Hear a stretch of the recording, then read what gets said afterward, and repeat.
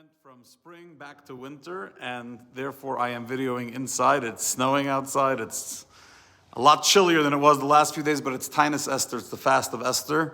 And I want to share with you an incredible teaching I learned this morning just after the fast started.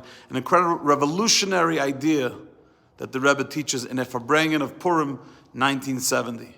When you look at the Fast of Esther, something's off.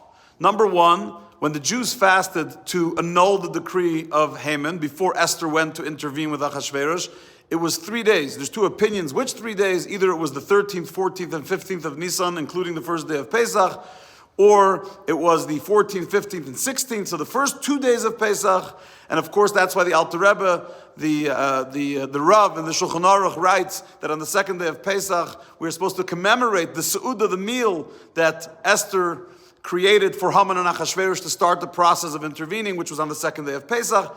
But whichever one it was, the fast was in Nisan, the year of the decree.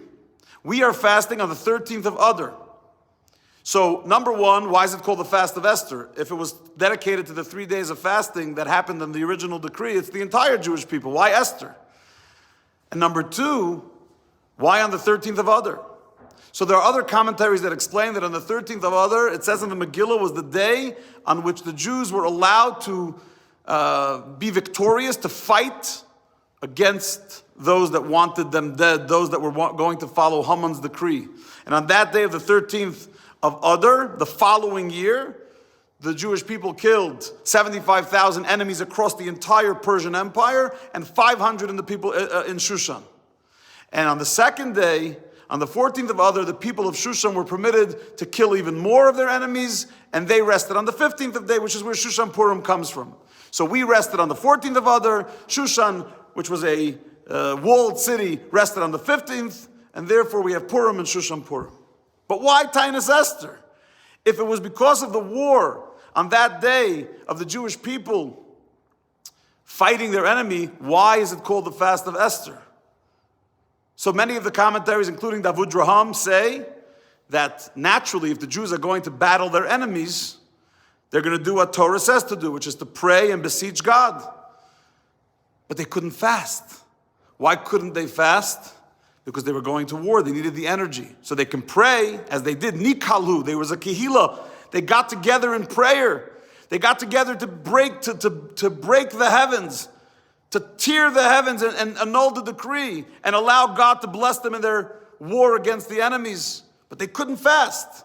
And it was both men and women that were fighting, because the decree was against men and women. And unlike a Milchemes Kibush, unlike a war where Jews are conquering land, this was not a conquering land. This was self-defense. This was not an offensive war. It was a defensive war. And therefore, even the women had to fight and had to kill their enemies.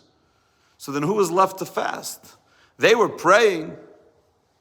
They were beseeching heavens, but they had to go to war, so they couldn't fast. There was only one Jewish person, says the Rebbe, that could actually fast, because they didn't have to worry, and that was Esther HaMalka, the queen. She was not threatened in the palace. She was the queen of the empire, and therefore, right, it says that if there would be, when she intervened with Achashverosh, she said she doesn't want to see Ba'avdan Meladati, that my people are killed, meaning she wouldn't die. So she was the only Jewish person. Of all the men and all the women in the Persian Empire, she was the only one that was actually able to fast. So you want to know why it's called Fast Esther? Says the Rebbe, because it was the day that the Jews were fighting their enemies, and they should have been fasting because they needed God's intervention, but they couldn't because they needed the energy. So there was one Jewish woman that fasted on behalf of the entire Klal Yisrael and brought about the salvation. It's an incredible vort. It's also an incredible reminder that one Jewish woman in the palace didn't buckle, didn't cower, didn't give up on her people, didn't say, well, it's not my problem, not NIMBY, not in my backyard. She didn't say that. She stood with her people, she intervened, she fasted, she prayed, and because of that one Jewish woman, we have a scroll of Esther, we have a Fast of Esther, and we have a victory that we celebrate till this very day. A Freilich Purim, an easy fast, and remember, we will always overcome.